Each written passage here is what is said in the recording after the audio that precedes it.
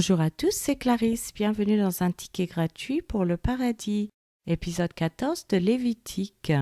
Aujourd'hui, nous allons continuer à étudier le contenu de la Constitution, le code social, la lèpre. Commençons par la lecture d'un passage de la Bible. Lévitique chapitre 14. L'Éternel parla à Moïse et dit : Voici quelle sera la loi sur le lépreux pour le jour de sa purification.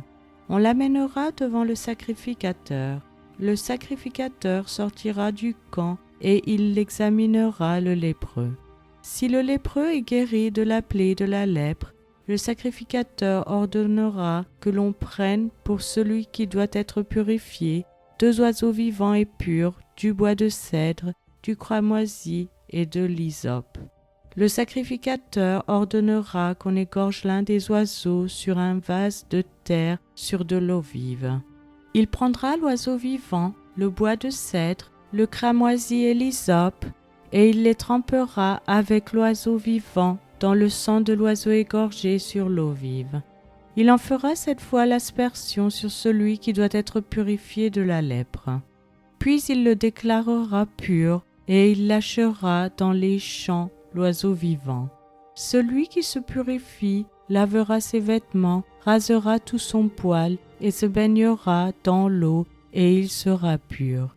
Ensuite, il pourra entrer dans le camp, mais il restera 7 jours hors de sa tente. Le 7e jour, il rasera tout son poil, sa tête, sa barbe, ses sourcils. Il rasera tout son poil, il lavera ses vêtements, et il baignera son corps dans l'eau, et il sera pur. Le 8e jour, il prendra 2 agneaux sans défaut, et une brebis d'1 an sans défaut, 3/10 d'un épha de fleur de farine en offrande pétrie à l'huile et un log d'huile. Le sacrificateur qui fait la purification présentera l'homme qui se purifie et toutes ces choses devant l'Éternel à l'entrée de la tente d'assignation. Le sacrificateur prendra l'un des agneaux et il l'offrira en sacrifice de culpabilité avec le log d'huile, et il les agitera de côté et d'autre devant l'Éternel. Il égorgera l'agneau dans le lieu où l'on égorge les victimes expiatoires et les holocaustes, dans le lieu saint, car dans le sacrifice de culpabilité, comme dans le sacrifice d'expiation, la victime est pour le sacrificateur. C'est une chose très sainte. Le sacrificateur prendra du sang de la victime de culpabilité, il en mettra sur le lobe de l'oreille droite de celui qui se purifie, sur le pouce de sa main droite et sur le gros orteil de son pied droit. Le sacrificateur prendra du log d'huile et il en versera dans le creux de sa main gauche. Le sacrificateur trempera le doigt de sa main droite dans l'huile qui est dans le creux de sa main gauche, et il fera avec le doigt 7 fois l'aspersion de l'huile devant l'Éternel. Le sacrificateur mettra de l'huile qui lui reste dans la main sur le lobe de l'oreille droite de celui qui se purifie, sur le pouce de sa main droite et sur le gros orteil de son pied droit par-dessus le sang de la victime de culpabilité. Le sacrificateur mettra ce qui lui reste d'huile dans la main sur la tête de celui qui se purifie, et le sacrificateur fera pour lui l'expiation devant l'Éternel.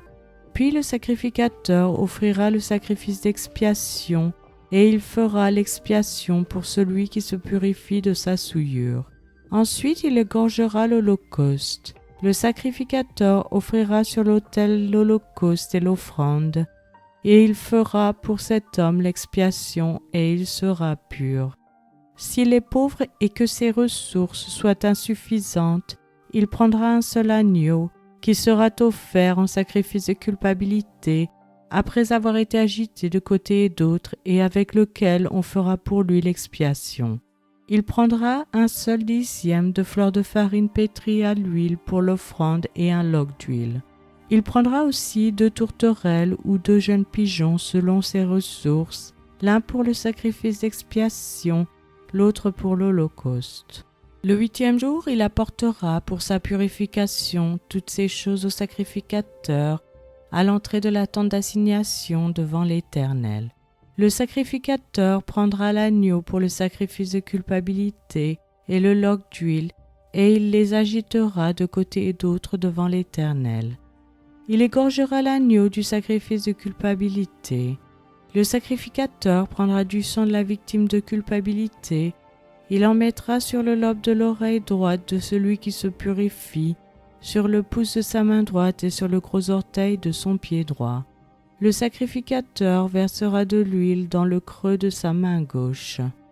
Le sacrificateur fera avec le doigt de sa main droite 7 fois l'aspersion de l'huile qui est dans sa main gauche devant l'Éternel. Le sacrificateur mettra de l'huile qui est dans sa main sur le lobe de l'oreille droite de celui qui se purifie, sur le pouce de sa main droite et sur le gros orteil de son pied droit, à la place où il a mis du sang de la victime de culpabilité.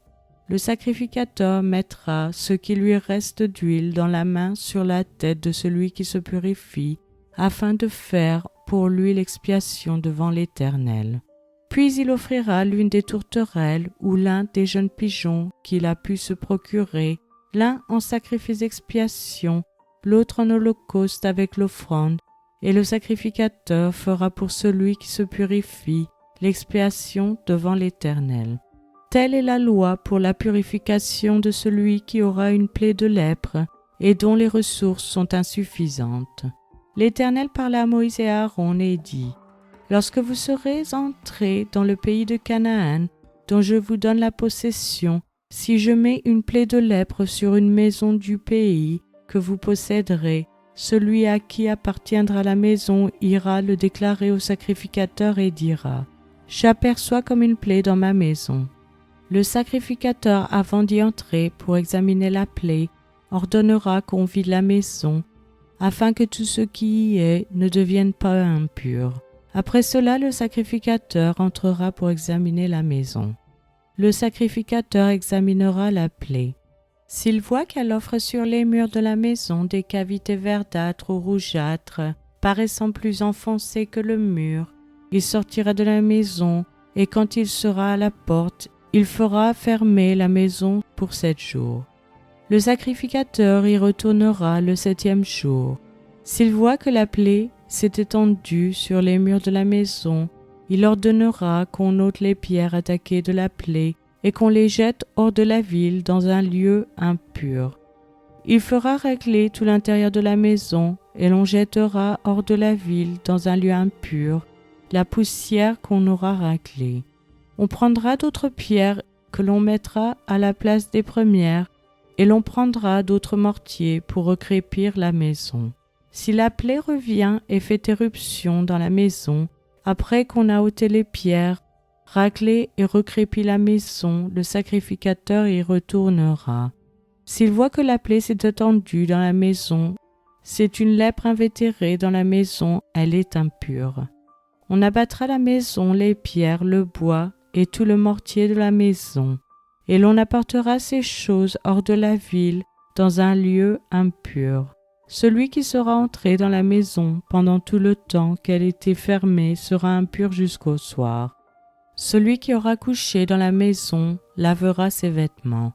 Celui qui aura mangé dans la maison lavera aussi ses vêtements. Si le sacrificateur qui est retourné dans la maison voit que la plaie ne s'est pas étendue après que la maison a été recrépie, il déclarera la maison pure, car la plaie est guérie. Il prendra pour purifier la maison 2 oiseaux, du bois de cèdre, du cramoisi et de l'hysope. Il égorgera l'un des oiseaux sur un vase de terre sur de l'eau vive. Il prendra le bois de cèdre, l'hysope, le cramoisi et l'oiseau vivant. Il les trempera dans le sang de l'oiseau égorgé et dans l'eau vive, et il en fera 7 fois l'aspersion sur la maison. Il purifiera la maison avec le sang de l'oiseau, avec de l'eau vive, avec l'oiseau vivant, avec le bois de cèdre, l'hysope et le cramoisi. Il lâchera l'oiseau vivant hors de la ville dans les champs. C'est ainsi qu'il fera pour la maison l'expiation, et elle sera pure. Telle est la loi pour toute plaie de lèpre et pour la teigne, pour la lèpre des vêtements et des maisons, pour les tumeurs, les dartres et les taches. Elle enseigne quand une chose est impure et quand elle est pure. Telle est la loi sur la lèpre. C'est maintenant la fin de cet épisode. Je vous remercie à tous d'avoir écouté. Je vous rappelle que la version gratuite de ce podcast concernant uniquement la lecture de la Bible est disponible sur YouTube, acast.com, Castbox et les applications Apple. Vous pouvez aussi vous inscrire sur patreon.com, Local, Spotify si vous souhaitez avoir accès à l'étude. Chaque épisode est publié les dimanches matins à 7h française. Je vous encourage à laisser un j'aime, à partager avec votre famille et vos amis. Vous pouvez me laisser un commentaire ou une question et je vous répondrai sans hésitation. Je vous souhaite une excellente journée. C'était Clarisse dans un ticket gratuit pour le paradis.